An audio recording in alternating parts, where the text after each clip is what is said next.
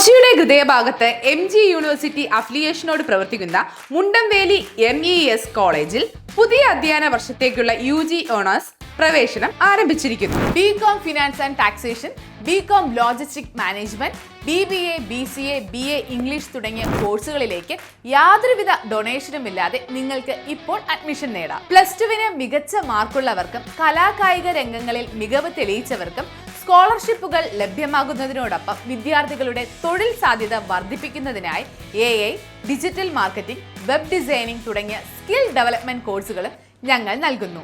പരിചയസമ്പന്നരായ അധ്യാപകർ, high speed wifi campus, ആധുനിക ലാബുകൾ എന്നിങ്ങനെ മികച്ച സൗകര്യങ്ങൾക്ക് പുറമെ കരിയർ ഗൈഡൻസും തൊഴിലവസരങ്ങളും ഉറപ്പാക്കുന്ന സജീവമായ പ്ലേസ്മെന്റ് സെല്ലും കോളേജിന്റെ പ്രത്യേകതയാണ്.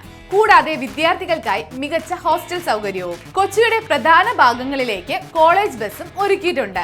മികച്ചൊരു ഭാവിക്കായി ഇന്ന് തന്നെ അഡ്മിഷൻ ഉറപ്പാക്കൂ. കൂടുതൽ വിവരങ്ങൾക്ക് ഇപ്പോൾ തന്നെ താഴെ കാണുന്ന നമ്പറിൽ കോൺടാക്ട് ചെയ്യൂ. MES college, Kochi, Mundamveli. Friends ക്ലബിന്റെ ആഭിമുഖ്യത്തിൽ SLC+2 വിജയികളെ ആദരിക്കലും പുസ്തക വിതരണവും സംഘടിപ്പിച്ചു.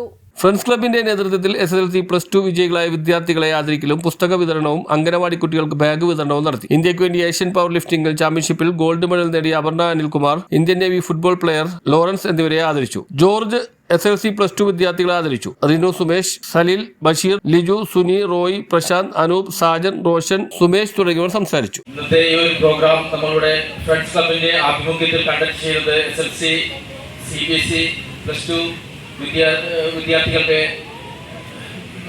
A+ കുട്ടികളെ A+ മാർക്ക് വാങ്ങിച്ച കുട്ടികളെ അഭിനന്ദിക്കുന്നതിനും അതോടൊപ്പം കഴിഞ്ഞ ഡൽഹിയിൽ വെച്ച് നടന്ന ഏഷ്യൻ പവർ ലിഫ്റ്റിംഗ് ചാമ്പ്യൻഷിപ്പിൽ ഇന്ത്യയെ പ്രതിനിധീകരിച്ച് ഗോൾഡ് മെഡൽ നേടിയ അപർണ അനിൽകുമാറിനെ ആദരിക്കുന്ന ഒരു ചടങ്ങിലേക്കാണ് നമ്മളിവിടെ എല്ലാവരും സന്നിഹിതരായിരിക്കുന്നത്.